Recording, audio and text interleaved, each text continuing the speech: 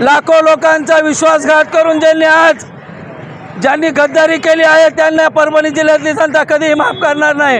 आज हे स्वतःला पंढरपूरचे वारकरी समजतात। मी म्हणतो हे वारकरी नाही, ते नळ कापणारे धारकरी आहेत। काय परभणी जिल्ह्यातल्या लोकांनी यांच्यावर 5-5 वेळेस विश्वास ठेवला। 2 वेळेस पक्षाने ह्याला आमदारकी दिली, 3 वेळेस खासदारकी दिली आणि खासदारकी देऊन यांनी पक्षाचा विश्वासघात केलेला आहे।